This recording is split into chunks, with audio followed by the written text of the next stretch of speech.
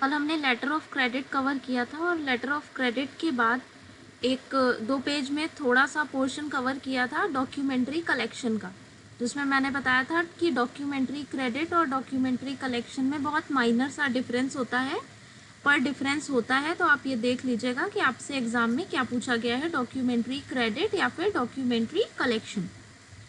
अच्छा, इसके अलावा मैंने बताया था आपको कि 3rd यूनिट कंप्लीट हो गई है, 3rd यूनिट के सारे टॉपिक्स कंप्लीट हो चुके हैं। तो अब हम 3rd यूनिट के टॉपिक्स को डिफरेंस के फॉर्म में एक बार देख लेते हैं, क्योंकि 4th यूनिट में नेक्स्ट वीक से स्टार्ट करूँगी। तो आज सिर्फ हम लोग डिफरेंस देखेंगे। आपने जितने भी टॉपिक्स पढ़े हैं 3rd यूनिट में, उनको अगर हम डिफरेंस के फॉर्म में देखें तो आपसे क्या पूछा जा सकता है एग्जाम में और आपको उसमें क्या लिखना होगा, ये आज हम देखेंगे मेनली। आपको याद होगा जब मैंने 2nd यूनिट आप लोगों को करवाई थी, तो 2nd यूनिट में एक डिफरेंस लास्ट लेक्चर में बताया था, जो था difference between bill of exchange, cheque and promissory note. ये डिफरेंस मैंने बताया था। फर्स्ट यूनिट में आपके जो भी टॉपिक्स थे, चाहे वो बैंक में ओपनिंग ऑफ अकाउंट हो, क्लोजिंग ऑफ अकाउंट हो, या फिर relationship between banker and the customer हो, उससे रिलेटेड कोई भी डिफरेंस नहीं आता है और कोई भी डिफरेंस नहीं बनता है। तो उस यूनिट में मैंने कोई भी डिफरेंस आपको नहीं लिखवाया था। उसके बाद 2nd यूनिट में, जो कि हमारा था नेगोशिएबल इंस्ट्रूमेंट्स, उसमें हमने पढ़ा था what is cheque, what is promissory note and what is bill of exchange. Cheque, promissory note और बिल ऑफ एक्सचेंज की मीनिंग क्या होती है, इनके फीचर्स क्या है, इनके टाइप्स क्या है, और इनसे रिलेटेड प्रैक्टिसेस क्या क्या होती हैं। प्रैक्टिसेस का मतलब है, जैसे चेक में पढ़ा था आपने, चेक डिसऑनर होता है, तो डिसऑनर ऑफ चेक क्या है और किस तरह से होता है। या फिर आपने पढ़ा था बिल ऑफ एक्सचेंज को हम डिस्काउंट कराते हैं, discounting of bill of exchange, तो डिस्काउंटिंग क्या होती है। इसके अलावा आपने पढ़ा था इंडोर्समेंट, इंडोर्स कर दिया जाता है, तो इंडोर्समेंट कैसा होता है, कितनी तरह का होता है। और लास्ट आपने पढ़ा था क्रॉसिंग ऑफ चेक। तो ये प्रैक्टिसेस में आने वाले सारी चीज़ें हैं कि प्रैक्टिसेस जो निगोशिएबल इंस्ट्रूमेंट्स हैं उनसे रिलेटेड प्रैक्टिसेस अगर आती हैं तो उसमें ये चीज़ें आएंगी। आपसे इंडिविजुअली पूछा जाएगा, या तो डिस्काउंटिंग ऑफ चेक पूछा जाएगा, sorry discounting of bill of exchange पूछा जाएगा, या क्रॉसिंग ऑफ चेक पूछा जाएगा, या डिसऑनर ऑफ चेक पूछा जाएगा। इस तरह से आपसे इंडिविजुअली पूछा जाएगा। इसका भी हमने डिफरेंस 2nd यूनिट में देख लिया था। 2nd यूनिट के लास्ट लेक्चर में आई थिंक मैंने उस डिफरेंस को कवर किया था। अब आते हैं 3rd यूनिट पे। 3rd यूनिट मेनली थी आपकी बैंक क्रेडिट के ऊपर, ठीक है। फर्स्ट यूनिट आपकी बैंक और कस्टमर से रिलेटेड थी, 2nd यूनिट निगोशिएबल इंस्ट्रूमेंट से रिलेटेड थी, और 3rd यूनिट आपकी बैंक क्रेडिट से रिलेटेड थी। बैंक क्रेडिट क्या होती है, कितनी तरह की होती है, लोन्स किसे कहते हैं, एडवांस क्या होता है, टाइप्स क्या होते हैं लोन्स के या एडवांसेस के, यही सब आपने 3rd यूनिट में पढ़ा है। उन्हीं टॉपिक्स को अब हम डिफरेंस के फॉर्म में देखेंगे, जो कि आपके एग्जाम में जनरली पूछे जा सकते हैं, ठीक है। सो वेट अ मिनट।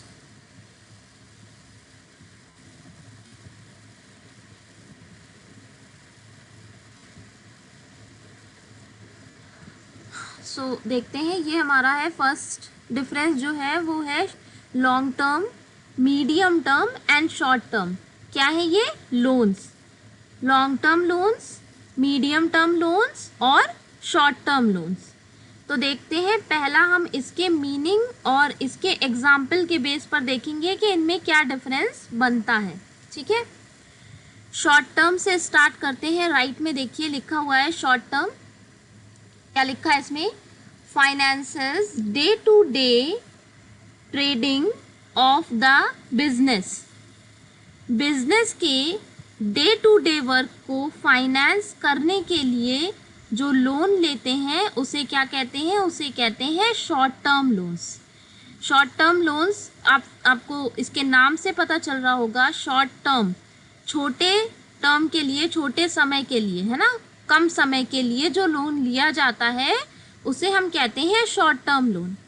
पर जब आप उसे रिलेट करोगे पर्पस से कि किस पर्पस से वो लोन लेते हैं हम, तो उसका डेफिनेशन क्या बनेगी? Finance as day to day trading. अपने डे टू डे ट्रेडिंग के लिए, डे टू डे वर्क के लिए जो बिजनेस लोन्स लेते हैं उन्हें कहते हैं शॉर्ट टर्म लोन्स। इसमें क्या क्या आता है एग्जाम्पल देखिए इसके।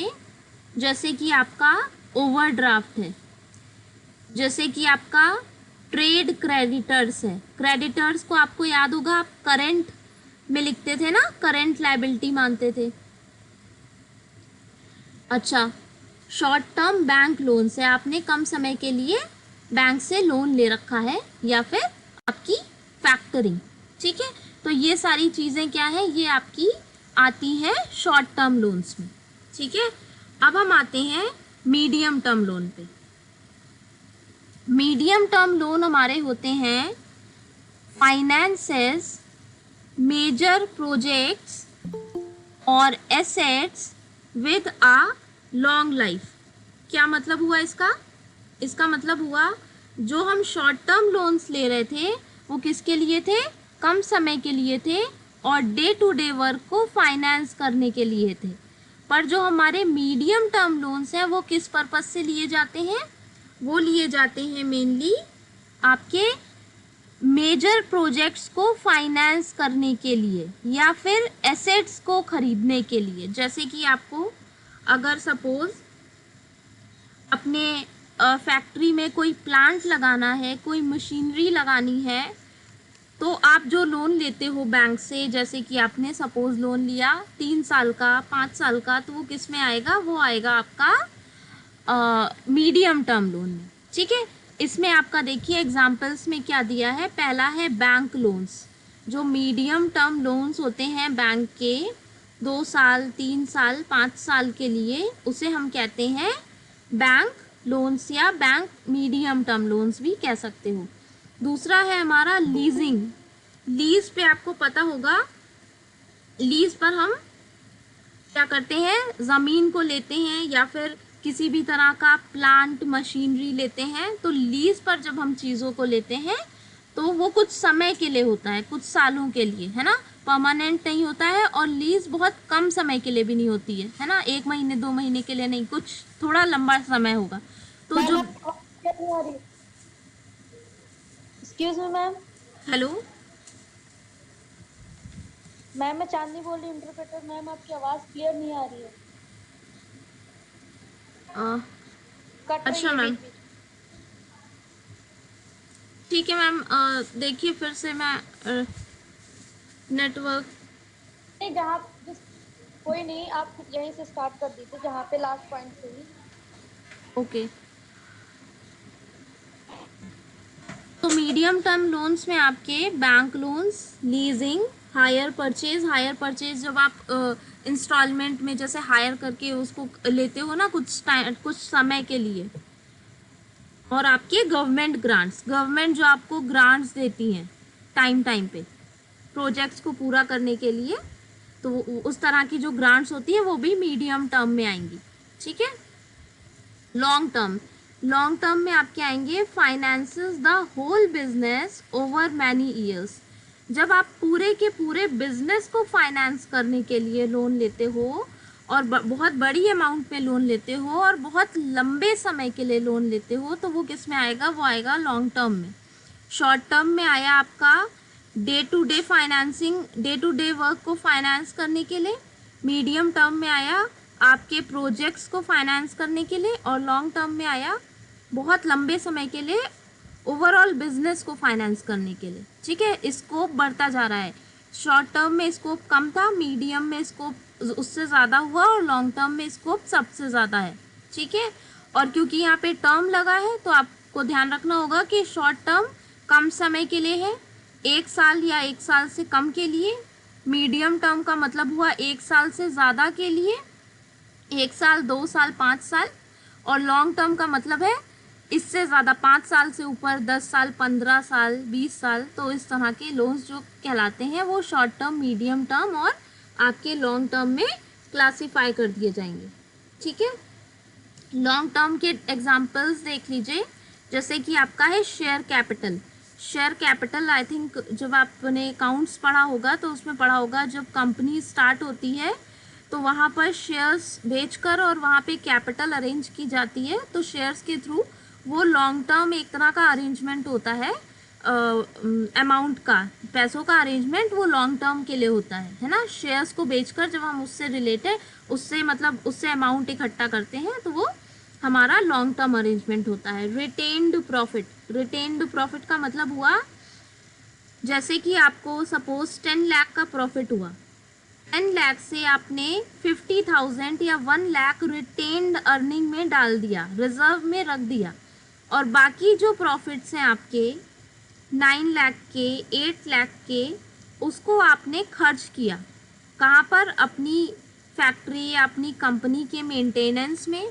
लोगों को अगर आपने शेयर्स दे रखे हैं तो उसके पेमेंट के लिए उस पर जो भी आप डिविडेंड पे करोगे उसमें यूज़ करते हैं लोग, या फिर अगर आपने डेट्स ले रखे हैं तो उसका इंटरेस्ट पे करोगे, आपने एम्प्लॉयज़ रखे हैं तो उनकी सैलरी पे करोगे। तो जो आपका प्रॉफिट हो रहा है उसी में से आपके ये सारे पेमेंट कटते जाते हैं, पर उनसे पहले आप क्या करते हो, उसमें से कुछ अमाउंट रिटेन कर लेते हो। रिटेन करना मतलब बचा के रख लेना, उसको अलग करके साइड करके रख देना, रिजर्व में रख देना, ठीक है। तो रिटेन्ड प्रॉफिट भी आपके लॉन्ग टर्म के लिए होते हैं, वो आगे आपके काम आते हैं। वेंचर कैपिटल, वेंचर कैपिटल भी आपकी बिजनेस की जो कैपिटल होती है जो आप लगा रहे हो उसमें, वो भी आपकी लॉन्ग टर्म होती है। मॉर्गेजेस, जब आप कुछ गिरवी रखते हो, प्रॉपर्टी आपने गिरवी रख दी या कोई भी वैल्यूएबल एसेट है आपके पास, उसको आपने गिरवी रख दिया, मॉर्गेज पर आपने लोन उठा लिया। और बाकी आपके आते हैं लॉन्ग टर्म बैंक लोन, जो बैंक से आप लेते हो बहुत लंबे समय के लिए। ये तो आपका था डेफिनीशन और आपके एग्जाम्पल्स के बेस पर क्लासिफिकेशन। अब हम इनके बाकी जो कैरेक्टरिस्टिक्स हैं उनके बेस पर देख लेते हैं एक बार। जनरली आपसे एग्ज़ाम में या टेस्ट में पूछा जाएगा तो शॉर्ट टर्म और लॉन्ग टर्म के बीच में डिफरेंस आता है, तो इस वजह से मैंने इसी को कवर किया है। शॉर्ट टर्म में देखते हैं, फर्स्ट पॉइंट क्या है, sustain cash flow while collecting on AR, और सेकेंड है आपका मेजर इक्विपमेंट परचेज। जो आपके लॉन्ग टर्म लोन होते हैं वो बहुत बड़े बड़े इक्विपमेंट्स को, बहुत बड़े बड़े जो मशीनरी है, प्लांट है, बिल्डिंग है, प्रॉपर्टी है, उन सबको ख़रीदने के लिए आप क्या करते हो, यूज़ करते हो किसको, लॉन्ग टर्म लोन को।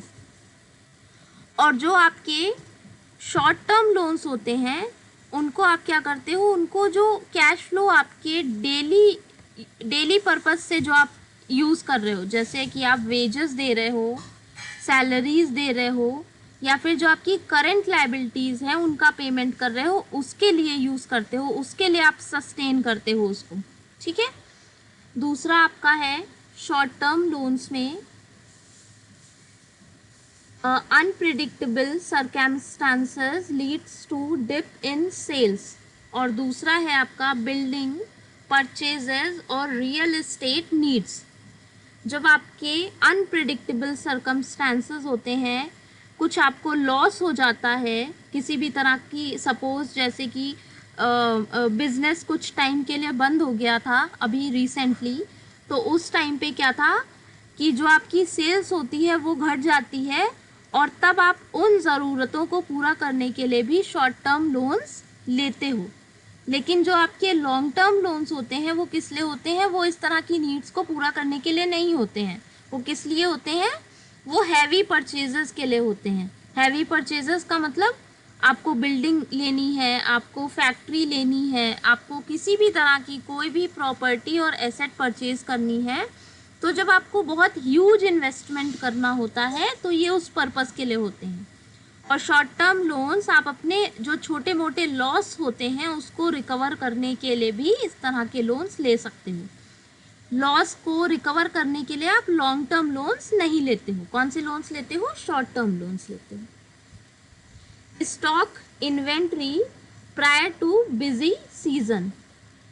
और इसमें देखिए लॉन्ग टर्म में है company vehicle purchases. Stock inventory prior too busy season. Busy season का मतलब हुआ ओकेजनल सेल्स, जब जैसे कि अगर विंटर चल रहे हैं तो आपकी वूलन क्लोथिंग की सेल्स बढ़ जाती है। तो बिजी सीजन का मतलब हुआ जिस सीजन में जिस टाइम पर उस सामान की बिक्री बहुत ज़्यादा बढ़ जाती है या फिर फेवरेबल हो जाती हैं कंडीशंस उस सामान की सेल्स के लिए। तो वहाँ पर जब आप स्टॉक इन्वेंट्री जो सामान है आपके पास उसको स्टॉक करने के लिए भी क्या करते हो, शॉर्ट टर्म लोन्स के लिए अप्लाई करते हो।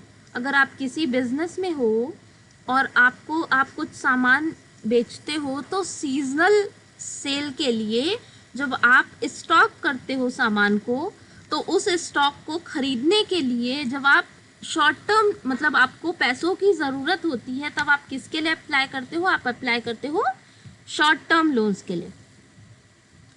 कंपनी व्हीकल परचेजेस, अगर आपको व्हीकल खरीदनी है, कंपनीज को व्हीकल्स खरीदनी है, तो इस तरह की ज़रूरत को पूरा करने के लिए कंपनी क्या करती है, वो लॉन्ग टर्म लोन्स का यूज़ करती है।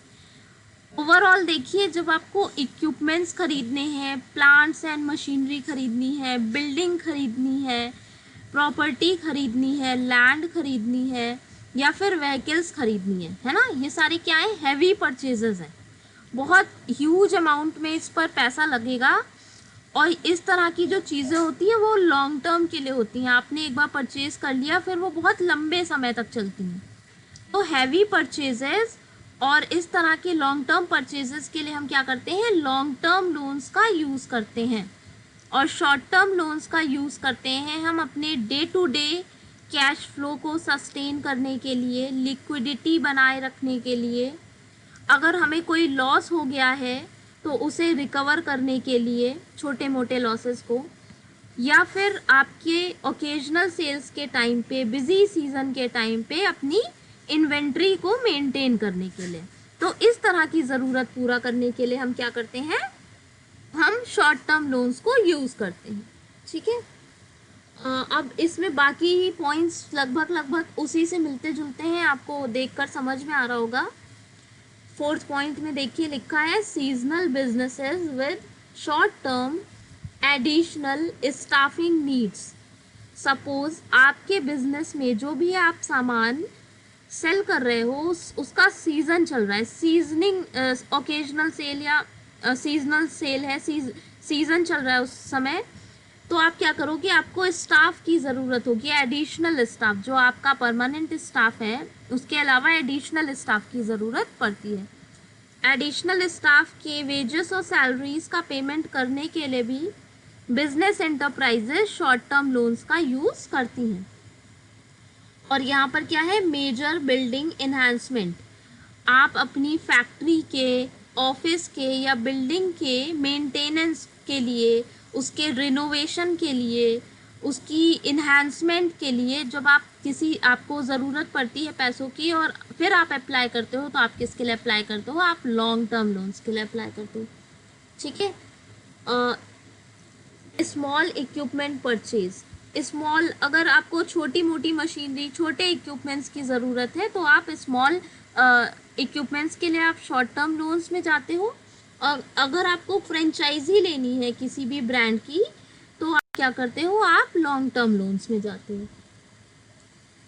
इमरजेंसी रिपेयर्स का मतलब है कि इमरजेंसी में अर्जेंटली आपको कुछ ज़रूरत पड़ गई, कुछ मेंटेनेंस की, कुछ रिपेयर की, कुछ लॉसेस हो गए हैं उनको रिकवर करने की, तो उसके लिए भी आप शॉर्ट टर्म लोन्स के लिए करोगे अप्लाई।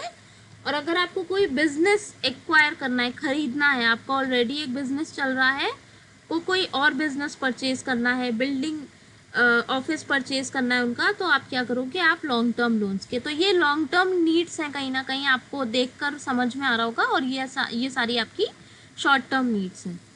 तो पहला डिफरेंस बन गया आपका पर्पस के हिसाब से इनका क्या मीनिंग के बेस पर क्या डिफरेंस बनेगा, फिर आपका एग्जाम्पल के बेस पर क्या डिफरेंस बनेगा, उसके बाद आपका नीड्स के बेस पे क्या डिफरेंस बनेगा। मतलब नीड्स कैसी होंगी, शॉर्ट टर्म लोन्स के नीड्स को पूरा करेंगे, लॉन्ग टर्म लोन्स के नीड्स को पूरा करेंगे।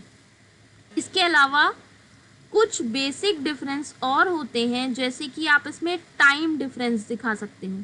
शॉर्ट टर्म लोन्स में लिख सकते हो 1 साल या उससे कम समय के लिए।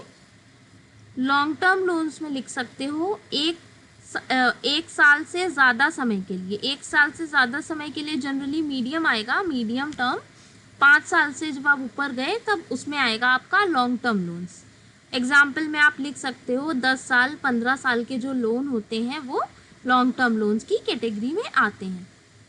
इसके अलावा अगर आप इंटरेस्ट की बात करो तो शॉर्ट टर्म में आपको पहले तो कोलेटरल की बात करते हैं। अगर कोलेटरल रखवाई है बैंक ने तो कितनी रखवाई है और रखवाई है या नहीं रखवाई है। लॉन्ग टर्म लोन में जनरली कोलेटरल बैंक रखवाता है। कोलेटरल आपसे ज़मानत के तौर पे कुछ ना कुछ रखवाता है, चाहे प्रॉपर्टी के पेपर्स हों, चाहे आपके एफडीज़ हों, चाहे किसी भी तरह के शेयर्स के डॉक्यूमेंट्स हो, किसी इस तरह के कोई भी डॉक्यूमेंट्स रखवाता है बैंक आपसे, तो वो कहलाती है कोलेटरल। तो अगर कोलेटरल लॉन्ग टर्म लोन में तो जनरली कोलेटरल बैंक रखवाता ही है। शॉर्ट टर्म लोन्स में ज़रूरी नहीं होता है कि बैंक ने कोलेटरल रखवाई है या नहीं रखवाई है। अगर कोलेटरल बैंक ने नहीं ली है तो जनरली आपके इंटरेस्ट रेट यहाँ पे हाई हो जाएंगे, क्योंकि बैंक आपसे उसके बदले में कोई भी सिक्योरिटी नहीं ले रहा है।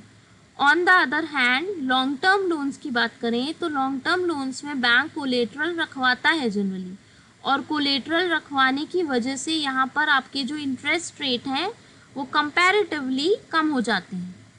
तो ये कुछ और डिफरेंस बनते हैं टाइम बेसिस पे, इंटरेस्ट रेट के बेसिस पे, और कोलेटरल आपसे रखवाई गई है या नहीं रखवाई है उसके बेसिस पे। अब हम आते हैं अपने सेकेंड डिफरेंस पे, that is cash credit and overdraft. Cash credit and overdraft आपको याद होगा ये एडवांसेस के टाइप्स हैं। जब मैंने एडवांसेस पढ़ाया था, एडवांसेस के 4 फॉर्म्स या 4 टाइप्स बताए थे।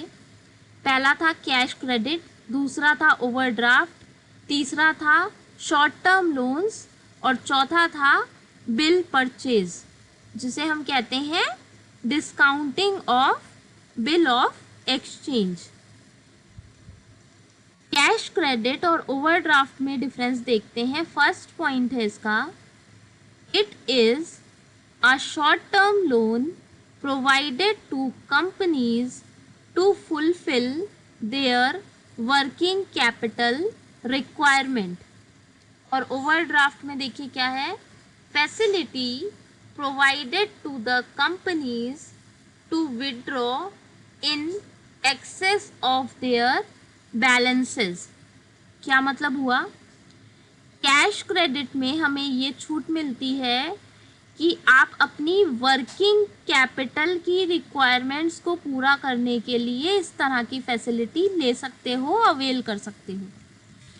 कैश क्रेडिट और ओवरड्राफ्ट में एक मेनली जो मेजर डिफरेंस होता है वो ये होता है कि ओवरड्राफ्ट की फैसिलिटी इंडिविजुअल भी ले सकता है और कंपनीज भी ले सकती हैं। कंपनीज का मतलब हुआ business enterprises and business entities. और जो हमारा कैश क्रेडिट की फैसिलिटी है वो जनरली कंपनीज के लिए होती है। और कंपनी किस रिक्वायरमेंट को पूरा करती है, वर्किंग कैपिटल की रिक्वायरमेंट। वर्किंग कैपिटल की रिक्वायरमेंट क्या होती है, जो हमारी डे टू डे नीड्स को पूरा करती है, रिक्वायरमेंट्स होती हैं, उस तरह की रिक्वायरमेंट्स को हम वर्किंग कैपिटल में डालते हैं। ठीक है, मतलब हम लॉन्ग टर्म रिक्वायरमेंट्स को इससे पूरा नहीं कर सकते। क्लियर। अब हम आते हैं नेक्स्ट पर, जो है हमारा इंटरेस्ट। इंटरेस्ट में क्या है, only on the amount utilises by borrower. और इसमें देखिए क्या लिखा है, इंटरेस्ट ऑन डेली बेसिस। क्या मतलब हुआ, आपने कैश क्रेडिट में जो भी अमाउंट यूटिलाइज किया है, सपोज बैंक ने आपको कैश क्रेडिट की फैसिलिटी दी है, आपका जो कैश क्रेडिट लेने का जो लिमिट है वो है 50,000। पर आपने कैश क्रेडिट ली सिर्फ 10,000 की, तो इंटरेस्ट किस पे लगेगा? 10,000 पे लगेगा। जो आपकी लिमिट है उससे कोई मतलब नहीं है, आपने उस लिमिट में से कितना यूज किया है ये मैटर करेगा। उसके अलावा अगर हम ओवरड्राफ्ट की बात करें तो इसमें डेली बेसिस पे इंटरेस्ट लगता है। आपने जितना भी ओवर विड्रॉ किया है, सपोज आपके अकाउंट में 5,000 थे, आपको 15,000 की ज़रूरत थी, तो आपने 15,000 यूज़ कर लिए, तो आपने कितना एक्स्ट्रा विड्रॉ किया? 10,000। तो उस 10,000 पे डेली बेसिस पर इंटरेस्ट लगेगा। अच्छा, अब आते हैं हम नेक्स्ट पे, जो है आपका डिमांड। इसमें क्या है? At any time. और आपका ओवरड्राफ्ट में है right to call money lent at short notice. Cash credit की फैसिलिटी में आपका जो क्रेडिट लिमिट होती है वो बैंक पहले से तय कर देता है। जैसे कि आपने क्रेडिट कार्ड सुना होगा, ठीक? क्रेडिट कार्ड में क्या होता है? क्रेडिट कार्ड में आपकी लिमिट तय कर देता है बैंक, और उस लिमिट तक आप उसको यूज़ कर सकते हो जब भी आपका मन करे, जब भी आप चाहो। उसके लिए आपको बैंक से पहले से कोई नोटिस नहीं देनी पड़ती, उससे कांटेक्ट नहीं करना पड़ता।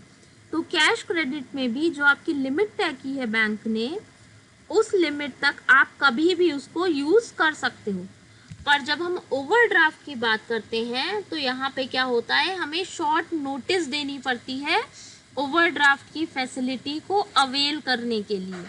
अगर आपको ओवरड्राफ्ट लेना है, शायद आपको टाइप्स मैंने पढ़ाए थे तो मैंने ये चीज़ कवर की थी, आपको याद होगा, जिसमें था कि अरेंज्ड ओवरड्राफ्ट, जहाँ पे आप अरेंज करते हो। तो अरेंज करने का मतलब क्या था? आप पहले से बैंक को इस चीज़ की सूचना देते हो, बताते हो। नेक्स्ट आते हैं हमारे 1 2 3 4 5 फिफ्थ पॉइंट पे, जो कि है हमारा रिक्वायरमेंट्स। क्या है? On needs to open separate cash credit account to avail this offer. और आपका ओवरड्राफ्ट में लिखा है avail on existing current account. अगर आपको कैश क्रेडिट की फैसिलिटी को अवेल करना है तो आपको उसके लिए कैश क्रेडिट अकाउंट खुलवाना पड़ेगा, बैंक में कैश क्रेडिट अकाउंट खुलवाना पड़ेगा। पर अगर आपको ओवरड्राफ्ट की फैसिलिटी को अवेल करना है तो आपको याद होगा, मैंने स्टार्टिंग में बताया था, जो 4 मेन टाइप्स होते हैं अकाउंट के। क्या क्या होते हैं बैंक अकाउंट के? या तो आप सेविंग अकाउंट खुलवाते हो, या तो फिर आप करेंट अकाउंट खुलवाते हो, या तो फिर आप फिक्स्ड डिपॉजिट अकाउंट खुलवाते हो, और या फिर आप अपनी आरडी खुलवाते हो, जिसे हम कहते हैं रिकरिंग डिपॉजिट अकाउंट। तो ये 4 मेन टाइप्स होते हैं बैंक अकाउंट के। तो उसी में से एक हमारा था करेंट अकाउंट। कहीं कहीं पर आपको चेकिंग अकाउंट भी लिखा मिलेगा। तो करेंट अकाउंट अगर आपने खुलवाया है तो करेंट अकाउंट पे ओवरड्राफ्ट की फैसिलिटी अवेलेबल होती है। आपको ओवरड्राफ्ट लेने के लिए अलग से अकाउंट खुलवाने की ज़रूरत नहीं है।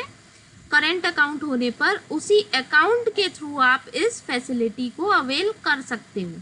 पर कैश क्रेडिट की फैसिलिटी आप ऐसे अवेल नहीं कर सकते। कैश क्रेडिट की फैसिलिटी को अवेल करने के लिए आपको क्या करना पड़ेगा? आपको कैश क्रेडिट अकाउंट खुलवाना पड़ेगा। अब हम आते हैं एंड यूज़ पर, जिसमें लिखा है this is only for business operators. और सेकंड ओवरड्राफ्ट में देखिए लिखा है can be used for any purpose personal और बिजनेस। ये पॉइंट मैंने आपको फर्स्ट पॉइंट में ही बोला था, एक्सप्लेन किया था कि जो कैश क्रेडिट की फैसिलिटी है, सबसे मेजर डिफरेंस यही आता है इन दोनों में। जो कैश क्रेडिट की फैसिलिटी है वो सिर्फ बिजनेस पर्सन्स को मिलती है, सिर्फ बिजनेस पर्पस के लिए मिलती है। और जो ओवरड्राफ्ट की फैसिलिटी है वो इंडिविजुअल्स को भी मिलती है और बिजनेस पर्सन्स को भी मिलती है। आप बिजनेस से रिलेटेड ज़रूरतें भी पूरी कर सकते हो और अपनी इंडिविजुअली जो आपको पर्सनल रिक्वायरमेंट्स हैं उसके लिए भी आप ओवरड्राफ्ट ले सकते हो, उसे भी आप ओवरड्राफ्ट के थ्रू पूरा कर सकते हो। अच्छा, अब हम देखते हैं लेंथ। यानी कि टाइम ड्यूरेशन कितनी होती है। तो कैश क्रेडिट में 1 साल की टाइम ड्यूरेशन है, और जो आपका ओवरड्राफ्ट है वो आपको 1 साल के लिए नहीं मिलता है, वो बहुत ही छोटे समय के लिए होता है, यूजुअली 1 मंथ और 1 वीक। देखिए आपने इसमें पढ़ा था कि जो आपका इंटरेस्ट लगता है वो डेली बेसिस पे लगता है ना। डेली बेसिस पे इंटरेस्ट लगने का मतलब ही यही हुआ कि इस तरह की फैसिलिटी आपको बहुत ही कम समय के लिए मिलती है, 4 दिन, 6 दिन, 1 वीक, 1 मंथ, बस इससे ज़्यादा नहीं। और कैश क्रेडिट की फैसिलिटी जनरली 1 साल तक के लिए आपको मिल जाती है। तो ये आपके कुछ बेसिक डिफरेंस थे कैश क्रेडिट और ओवरड्राफ्ट के बीच में।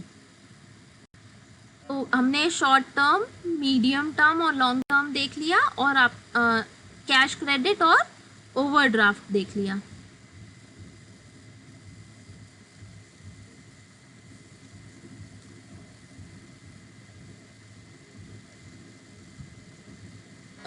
हेलो चांदनी मैम।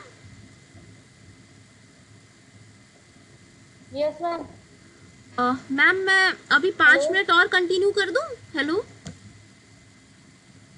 मैम अभी अब रहने दीजिए आज। अच्छा ठीक है, कोई बात नहीं, मैं अभी वाइंड अप कर देती हूँ बाकी के 2 डिफरेंस। मैम लंच भी करना है हमें, फिर वहाँ जाना है एग्जाम में। कंटिन्यू में क्लास ले रही हूँ सुबह से। ओके ओके ओके, कोई नहीं, मैं अभी इसको एंड कर देती हूँ, बाकी के जो 2 डिफरेंस है वो मैं नेक्स्ट वीक कवर कर दूंगी। ठीक है मैम।